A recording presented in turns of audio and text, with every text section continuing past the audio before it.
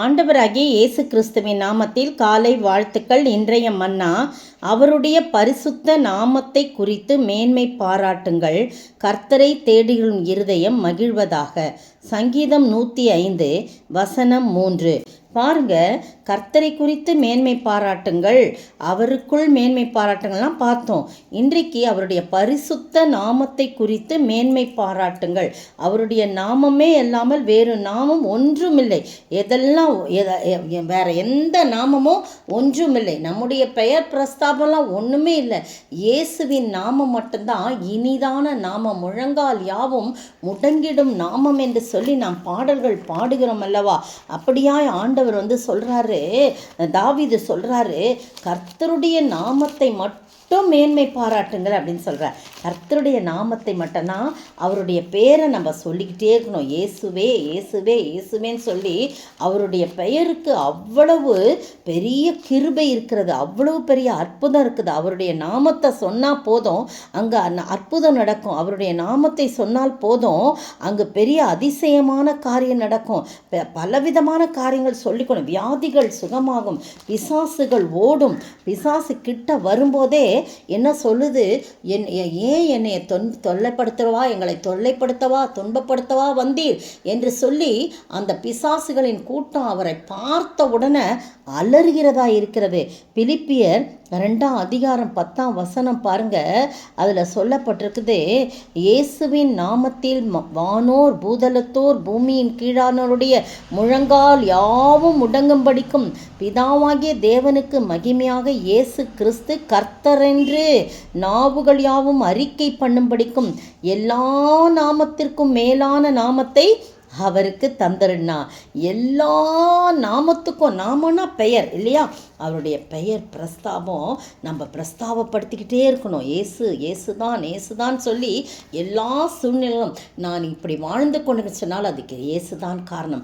நான் இப்படி சுகத்தோடு இருக்கிறேன்னு சொன்னால் அது இயேசுதான் காரணம். இயேசு எனக்குள் இருப்பதால், இயேசு எனக்குள் இருப்பதான்னு சொல்லி இயேசு என்னும் நாமத்தில், இயேசு என்னும் நாமத்தில் ஜெயம் நமக்கு உண்டுன்னு சொல்லி பக்தன் பாடுகிறான். பிரியமானவர்களே, அதை தான் தாவீது சொல்லுகிறார்.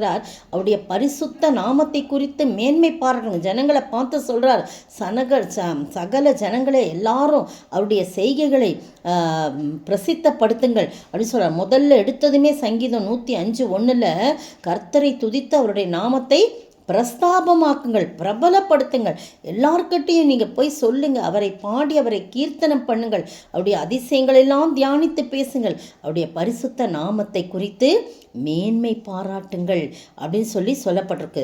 ஆபிரகாமின் சந்ததியே அவருடைய தாசனாகிய ஆபிரகாமின் சந்ததியே, அவரால் தெரிந்து கொள்ளப்பட்டுள்ள யாக்கோபின் புத்திரரே, அவர் செய்த அதிசயங்களும் அவருடைய அற்புதங்களையும் அவர் வாக்கின் நியாயத்திற்கு நினைவு கூறுங்கள். அதை போய் எல்லாருக்கும் சொல்லுங்க, அவருடைய நாமத்தை குறித்து நீங்கள் சொல்லுங்கன்னு சொல்லி சொல்கிறத பார்க்குறோம். புதிய ஏற்பாட்டில் நிறைய காரியம் இருக்குது அவரை குறித்து சொல்லணும். புதிய ஏற்பாட்டில் பார்த்தீங்கன்னா, அப்போஸ்தலர் நடபடிகளின் புத்தகம் 3ஆம் அதிகாரத்தில் ஜப வேளையாகிய 9ஆம் மணி வேளையில் பேதுருவும் யோவானும் தேவாலயத்துக்கு போகிறாங்க. அங்கே தாயின் வயிற்றிலிருந்து சப்பானியாய் பிறந்த ஒரு மனுஷனை சுமந்து கொண்டு வந்தாங்க. அவன் பிச்சை கேட்கும்படி நாள்தோறும் அந்த அலங்கார வாசல் இடத்துல கொண்டு வந்து வைப்பாங்க. அப்போ பேதுருவும் யோவானும் ஒரு கெஸ்ட் ஸ்பீக்கர் மாதிரி அங்கே போகிறாங்க. போகும்போது அவன் பிச்சை கேட்குறான். அவங்ககிட்ட ஏதாவது கிடைக்கும், புதுசாக வராங்களே அப்படின்னு சொல்லிட்டு அவங்ககிட்ட ஏதாவது கிடைக்கும்னு பார்க்கும்போது பேதுருவும் யோவானும் சொல்கிறாங்க, அவனை உத்து பார்த்து எங்களை நோக்கிப்பார் அப்படின்னு சொல்லணும்னா அவன் ஏதாவது கிடைக்கும்னு உத்து பார்க்குறான். அப்போ பேதுரு சொல்கிறான், வெள்ளியும் பொன்னும் என்னிடத்தில் இல்லை, என்னிடத்தில் உள்ளதை உனக்கு தருகிறேன். நசரேயனாகிய இயேசு கிறிஸ்துவின் நாமத்திலே நீ எழுந்து நட என்று சொல்லி வலது கையினால் அவனை பிடித்து தூக்கிவிட்டான். உடனே அவனுடைய கால்களும் கரடுகளும் பலன் கொண்டது. அவன் குதித்து எழுந்து நின்று நடந்தான். நடந்து குதித்து தேவனை துதித்து கொண்டே அவர்களுடனே தேவாலயத்துக்குள் சென்றான் என்று பார்க்கிறோம். இதெல்லாம் பார்த்தோம்னா ஜனங்களுக்கெல்லாம் ஒரே ஆச்சரியம், அதிசயம், அற்புதமாக பிரமிக்கிறாங்க. எல்லாம் 4ஆம் அதிகாரத்தில் பார்த்தீங்கன்னா இவங்களை இப்படியே விட்டா என்ன இப்படிலாம் செய்கிறாங்களே அப்படின்னு சொல்லிட்டு வசனத்தை கேட்குறவங்களாம் பாருங்கள் நிறைய பேர் 5000 பேர் ரட்சிக்கப்பட்டாங்களாம், விசுவாசிச்சாங்களாம் அப்படின்னு 4ஆம் அதிகாரம் 4ஆம் வசனத்தில் சொல்லப்பட்டிருக்கு.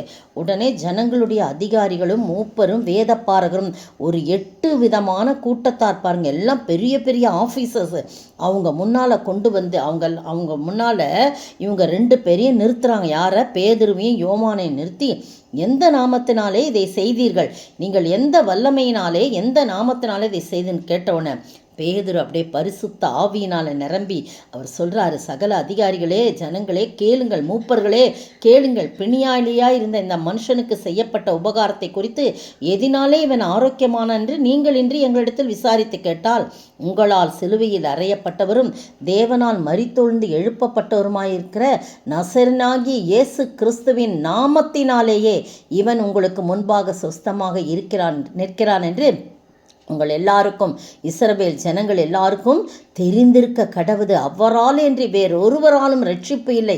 நாம் ரட்சிக்கப்படும்படி வானத்தின் கீழெங்கும் மனுஷர்களுக்குள்ளே அவருடைய நாமமே அல்லாமல் வேறொரு நாமம் கட்டளையிடப்படவில்லை அப்படின்னு சொல்லலாம். பிரியமானவர்களே, அவருடைய நாமத்தை நாம் பிரஸ்தாப்படுத்தோம். அவ்வளோ 8 விதமான அதிகாரிகள் இருக்கிறாங்க, அவ்வளோ பெரிய பெரிய ஆஃபீஸர்ஸ் இருக்காங்க. அவங்க முன்னாலெல்லாம் ஆண்டவரை மகிமைப்படுத்துகிறான். பேதுருவும் யோவானும் மகிமைப்படுத்துகிறாங்க. படிப்பறியில்லாத இவங்களுக்கு எப்படி ஞானம் வந்தது? இவர்கள் இயேசுவோடு இருந்தவர்கள் என்று அவங்களே சாட்சி சொல்கிறாங்க. நீங்களும் நானும் இயேசு நமக்குள் இருந்தால் அவருடைய நாமத்தை பிரஸ்தாபப்படுத்தும், அவருடைய நாமத்தை உயர்த்தும், அவருடைய நாமத்தை குறித்து மேன்மை பாராட்டும். அப்படிப்பட்ட ஆசீர்வாதங்களை நாம் பெற்று வாழ ஆண்டவர் தாமே கிருபை செய்வாராக. ஆமென். இயேசு என்னும் நாமத்தில், இயேசு என்னும் நாமத்தில் ஜெயம் நமக்குண்டு. இயேசு என்னும் நாமத்தில், இயேசு என்னும் நாமத்தில் பேய்கள் பறந்தோடும்.